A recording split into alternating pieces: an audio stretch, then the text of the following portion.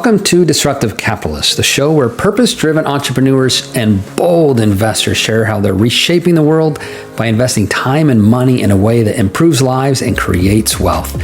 So let's get to it. Hey everyone, thank you again for joining us for another great episode of the Disruptive Capitalist Podcast, where we talk about how we deploy our time and resources to make the world a better place and make money in the process. So today, my guest is Gladys Margarita Diaz, who is a revenue-driven real estate entrepreneur with extensive experience in all three pillars of the built environment, including finance, design, construction, and real estate, now enhanced by technology into fintech, contech, prop tech. Gladys, you've been around, you've done a lot.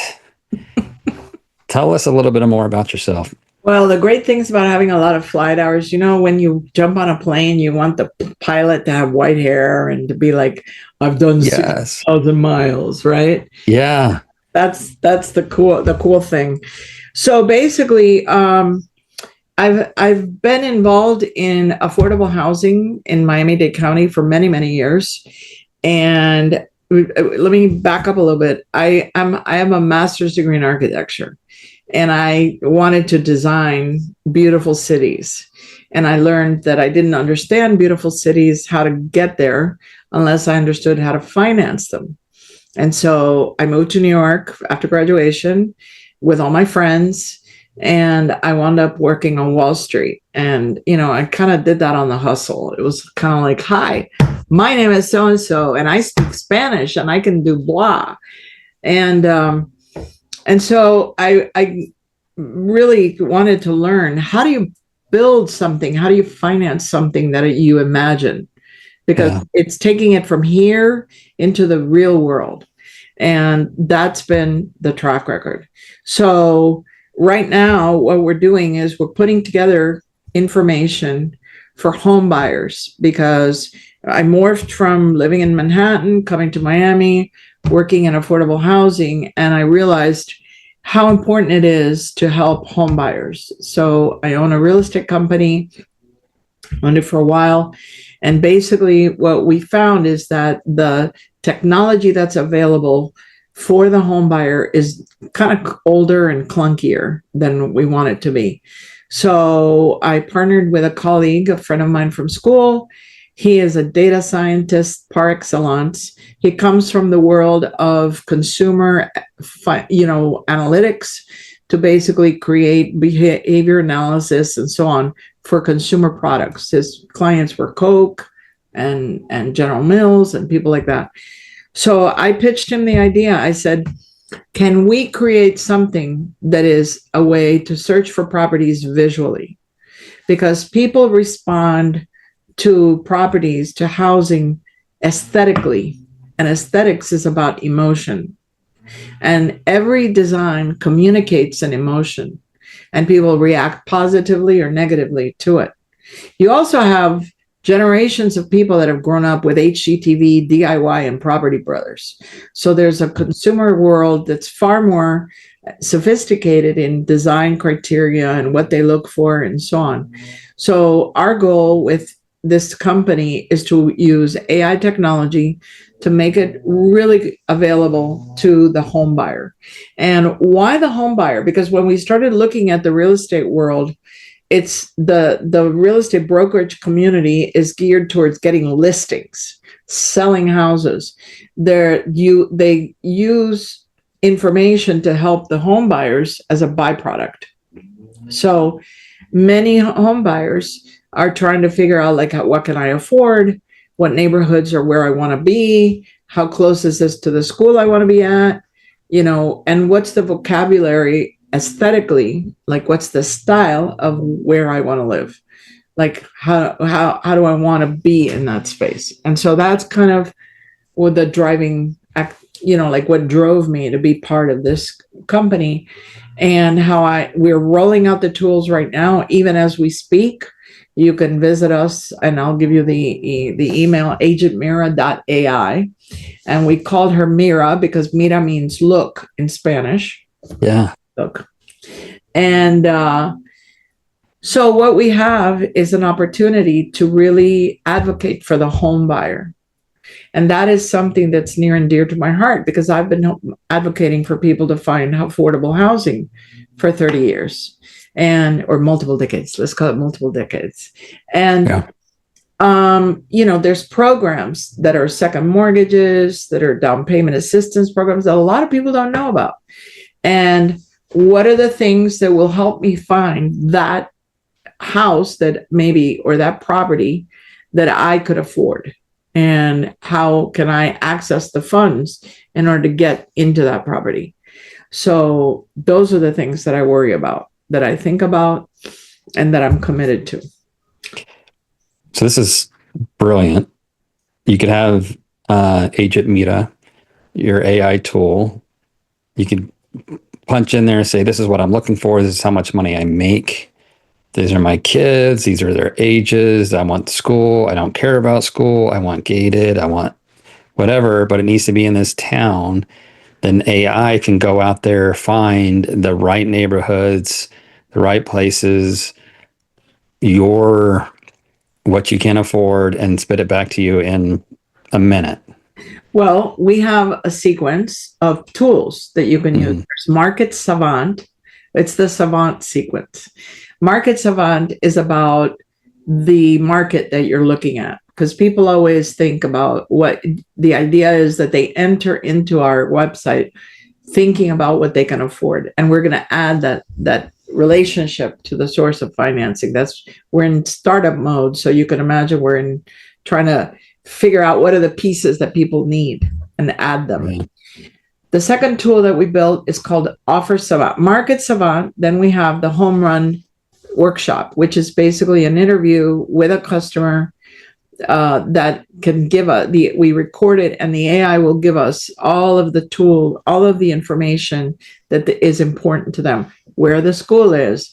I work at such and such. I have a 5-year-old, so you have to predict the 5-year-old's going to go into elementary school in about a year or two, blah, blah, blah. So we have the Home Run Workshop, and the Home Run Workshop will give you the information of the housing that you could be looking at in the neighborhoods that have access to transit within a 5-minute drive, et cetera, et cetera. And then after that, we have Offer Savant, which is how do you make your offer? Mm-hmm. Okay, so Market Savant, Home Run Workshop, Offer Savant. We have Discovery Savant, which comes before and the Discovery Savant is where the visual tools come in. And we have the ability to go into all of the resources that are out there for us and pull up, this is the style of property, or this is the condition of the property. Because one of the key components of buying a property is, what am I getting into? Yeah. What are the 4 horses of the apocalypse? The roof, the windows, the electrical. And what condition are they in? And have they been repaired? And have they been repaired with permits? Because then that impacts what insurance you're going to get. And this is Florida. Okay. We are in insurance nightmare. Yeah. So that's kind of the piece that we are really excited about. And we're developing other tools that, for example, like a walkthrough tool where you can basically go to a showing and document your visit so that you can remember the houses that you looked at, right? Yeah. Everything is geared towards helping the home buyer achieve their goal and where they want to live and how they want to live.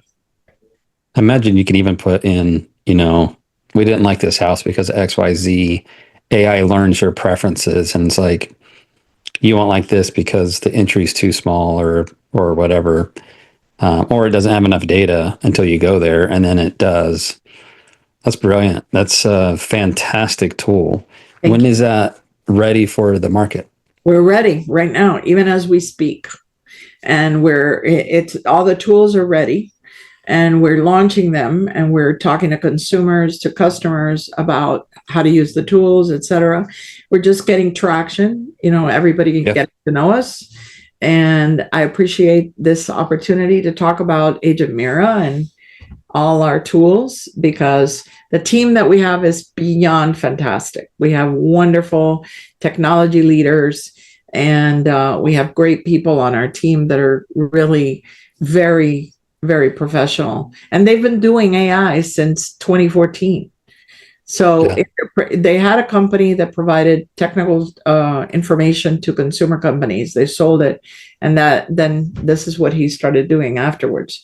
And their expertise and their knowledge is being transferred into this particular organization, and that's why I know that we're going to be able to change the world, change the way that we help customers and how customers get the benefit of not of AI without going crazy, and trying to become ChatGPT experts and all that other good stuff. Yeah, that's it. Like to me, the people who make it more convenient and faster are going to win. This is like Internet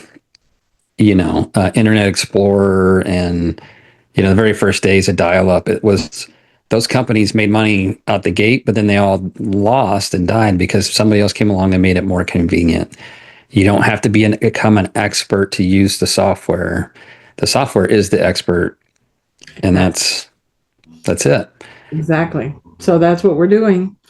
So I love the idea of being able to talk about it and share it with others and your friends and family and the people who are the part of the community of disruptive capitalism, because we want to make people aware of things that they can do, and when they're buying a house. And right now we're launching in Miami because that's where we live, and my CEO lives here, Anil. He's the senior guy who's been doing tech for light years. And this is an environment that's a microcosm of many, many cities, because we have a lot of different types of neighborhoods, different environments. We have weather challenges and things like that. Yeah, brilliant. Just amazing. So tell me, so you got this AI company that you're launching that's an advocate for the home buyer. You're also part of NAHREB, NAREP. That's right. And working on legislation. So talk to us a little bit about that. It kind of dovetails with the AI company, and I accepted the opportunity to be on the board because the mission of NAREP is to help homebuyers to understand the opportunities that they have and to build wealth. And it's National Association of Hispanic Real Estate Professionals, which is Latinos across the United States. And believe it or not, it's a big growing market. It skews very young and very tech savvy. And so my idea is, how can I help people understand the mechanics of the legislation that impacts their home purchase? So what we do is we advocate for the home buyer with legislators. For example, one of the things we're working on is the insurance legislation in the state of Florida, the ADU legislation, which is the accessory dwelling unit in South Florida, because that makes housing more affordable, right? Because right now, we know Miami is one of the most expensive places to live. In New York, Los Angeles, Miami, do the math. And we don't want an exodus of everybody, of people who can't afford to stay here and live here. So we're trying to create legislation initiatives that we can go to our representatives and say, hey, we want you to sponsor this activity. And this is the news from the trenches. And that's what we offer. So we go to Washington, D.C., we meet with our national reps, then we go local, we go to the state, Tallahassee, and we're very involved in that. And we have a lot of advocacy power in terms of making sure that we are heard. And that is something that I believe in very firmly, that we have the luck and the privilege of living in this country. I came here when I was 5. And you, as a former military guy, you know what I'm talking about. Yeah. You do have the opportunity to change the laws. You, as a citizen, can speak up, and you can advocate for yourself and for people like you. And so that's what I do. And I'm very proud of my group. We have a lot of fun, and we have some educational seminars that are really very enlightening for professionals that are in the industry. And that's what we're trying to do, to elevate our game and elevate the game of the up and coming generation of real estate professionals. And real estate professionals encompasses everybody. The guy who does the construction, the guy who does the financing, the guy who does the title, girl, the person, I should say. Person. Yeah. Yeah. And how we do that, and how can we be better and excellent, not just good, excellent at what we do. And that's what the organization is all about. It's really cool. And Yeah. how long have you been working with them now? About 2 years. I've been a member for a really long time, and I was one of these people who go to the parties, but then wasn't very active in the group. Yeah. And I had the opportunity to chat with one of the board members a few years ago, and I told her about my affordable housing history and how I've lobbied for legislation and stuff. And she's like, oh, you're going to be my government affairs director. And she's wonderful, and she's my mentor. She's been around for a while. So, and it's also a group that we help each other. And I think that that's the most important thing, to find your tribe of people that are going to help one another. Yeah. But tell me a little bit about what you have been doing over the years for affordable housing. Oh, that's a long story. In 1990, I moved back from New York City. I came from Miami. I went to college in upstate New York.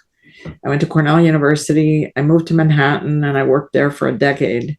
And when I moved back to Miami, the savings and loan world, the banking institutions were dead. So there was no money available to build anything. And I said, I got to become an expert at something. And the Affordable Housing Act was going through Congress at that time. So I became a federal funding specialist. And then Hurricane Andrew blew through Miami. You remember that story? Yeah. Which resulted in $1.9 billion of federal aid. And we had to figure out how to distribute that equitably, that would actually create change and recovery for the community. And I got hired by the county to be the consultant to help develop these packages for the property owners, for homeowners and for developers. And that was my first experience with how to help people figure out how they can get funding. And we had the opportunity to deploy those funds, and our recovery was a very short period of time. Within 5 years, it was like nothing happened.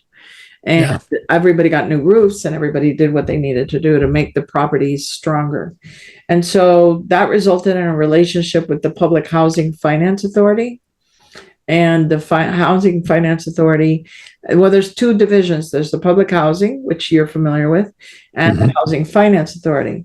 And Housing Finance Authority issues municipal bonds to build multifamily with tax credits and single family homeowners, to offer them down payment assistance and so forth. And in 1997, we created a design criteria so that developers who were applying for funding had to adhere to a certain aesthetic for all the properties that they built. So they couldn't just slap it up. It had to comply with certain codes. It had to comply with creating a community, providing facilities so that you could have after school programs, home buyer training programs, computer rooms, things that you find in multifamily buildings that are market rate. And so these developers in Miami really embraced the concept. And I'm proud to say that, we have some really good performers that have really done a great job. And over the years, I look back at all the buildings that have been built, and nobody ever moves out because they're like in really good shape. They're very well cared for. And it's a win-win. It's a private sector investment in affordable housing using financial structures like the tax credit business industry and the mortgage finance, the municipal bond financing. And so it brings in private sector funding to create affordable housing. And I think that, that methodology is the one that is going to win, which is to get the private sector to be involved in community development. 100% agree. It's what we're working on now. The government cannot or will not solve this on their own. They're just way too inefficient. And we've seen some crazy contracts go out there where California is paying $911,000 a door to build units to house homeless people in them. So $900,000 a unit. I see Chicago hit $800,000 a unit for affordable, quote, affordable housing, which is astronomical. Yes. Private sector could do that for $200,000 a door, or $300,000 a door in expensive areas. But it's just remarkably different. So you've done revenue bonds, muni bonds, geo bonds. Sure, I'm forgetting lots of different things. Grants, LIHTC, the whole kit and caboodle. Yeah, those were the days. Yeah. I think what happens that people forget about careers is that careers have phases, and you have to use them as learning opportunities. You're always going to be learning. And so I learned about, architecture and design and community and building cities. And that's my first love. So then I said, okay, how do I finance this stuff? So I'm going to go work on Wall Street. Those people print money. I got to go there. Yeah. And you do that intentional job selection so that you learn something. And then you go on and you say, okay, now I'm going to learn about public funding. Like, what are the resources? How do you access it? What are the mechanics of it? And that's how I got into lobbying, because if you're looking at government funding, if you're looking at public housing, blah, blah, blah, there's always a government intervention, if you will, or interface. And then I said, okay, I'm going to own a real estate company. I'm going to help people buy houses, and I'm going to help them finance it. And then lo and behold, then COVID happened. And then I thought, okay, now that I'm, hanging out, then I want to learn more stuff. And so the greatest thing about COVID, it was the greatest opportunity to do webinars and seminars and to expand your mind. Yeah. And then I ran into this guy at an alumni event, and I'm a big fan of talking to everybody I meet. Like, hi, how are you? What do you do? Blah, blah. Yeah. And so we started talking, and the rest is history. Now we have Agent Mira. And then I went to another event and I talked to this girl from NAREP, and now I'm working with them. So it's all a sequence of and building upon what you learned before, like a platform, a pyramid. I mean, people talk about that, the base of the pyramid, and the next layer and the next layer. And my idea is now I'm in legacy mode. Like, I'm creating Agent Mira to be like a whole new way of doing business. When I co-founded this committee for the Housing Authority, it was like, I want to change the way that affordable housing gets designed and built in my community. And maybe it could be an example for the national, affordable housing finance organizations. So that's the idea, to create sensibility to design and aesthetics, because at the end of the day, it's what drives the bus. We're a visual society. We are, which is amazing how we've let so many public housing units turn into slums and ugly, gross things. But I guess we're just okay with poor people living in terrible conditions. There's all kinds of white papers on that whole challenge. And the whole idea is, you not only provide the property, the physical universe property, but you provide the soft skills, services that are going to help the residents of that community to achieve their goals. And one of the things that I'm really happy I did a tour of a building that I worked on several years ago. And I asked the property manager, so how many of the original residents are still here? And she said 70% of them became homeowners.